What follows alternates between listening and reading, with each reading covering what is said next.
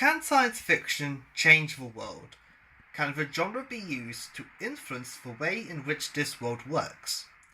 In this video, I plan to approach this question in an unbiased manner, weighing up the pros and cons of being influenced by the sci-fi genre and where our world already seems like it has already been influenced. The first thing I want to look at is George Orwell's 1984. This novel takes place in a world where everything is being monitored by the governing party of London in Oceania, the country of the story, which is led by a figure called Big Brother. But how does this relate to the real world?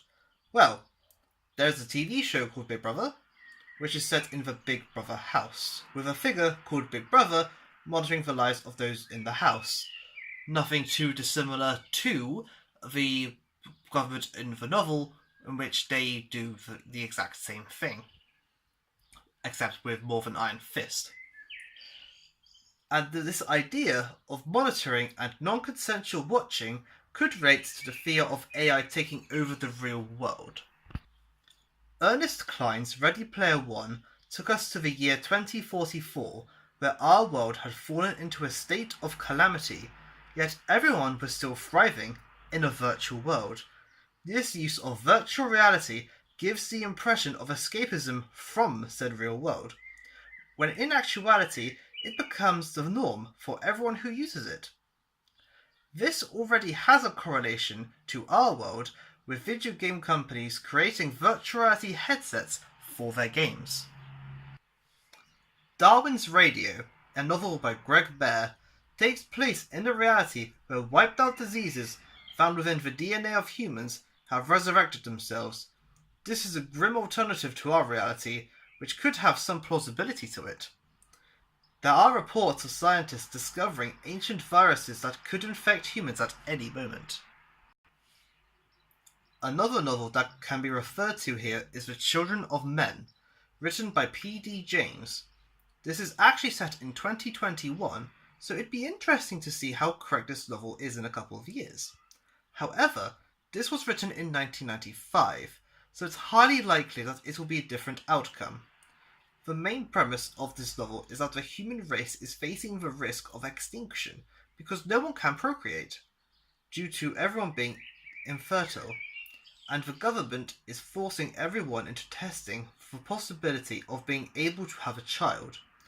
Whilst a corrupt government forcing people to do their bidding is nothing new to the sci-fi mythos, it's hard to see the human race becoming extinct within the next 2 years, although the general fertility rate has been declining. There's also Brave New World by Aldous Huxley.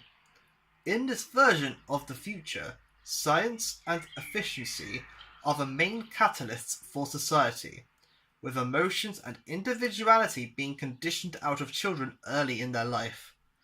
There are also no lasting relationships, due to everyone belonging to everyone else. The novel is stated to have predicted the use of mood-enhancing medication, not entirely unlike antidepressants, and predicted genetic engineering, as mentioned with conditioning children. Of course, one cannot talk about the sci-fi genre without mentioning the cult classics of Star Wars and Star Trek. These are arguably the biggest and most iconic representations of the sci-fi genre in our society. Star Wars even has its own day on the 4th of May, and Star Trek holds its own conventions, and people even try to learn the language of Klingon. One could also talk about Comic-Con, a giant pop culture event that brings all of the sci-fi, fantasy, and other genres together in a giant geeky setting. These events tend to bring in huge crowds of people who usually have a deep appreciation towards this.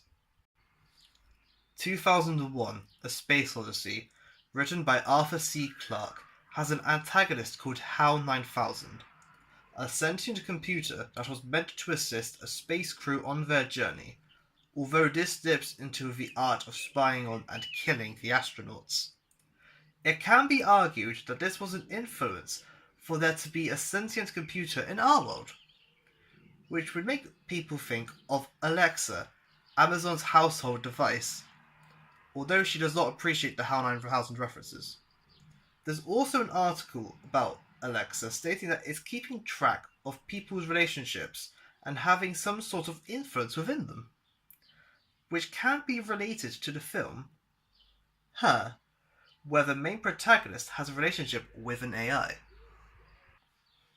So, in conclusion, does the sci-fi genre have an influence over the world? Yes. It's clear that this genre has an influence, be it the pop culture aspect, the business aspect, or general technological advancements over our world. It's quite fascinating to see how scientists and other businesses can make use of the sci-fi genre and further enhance our world.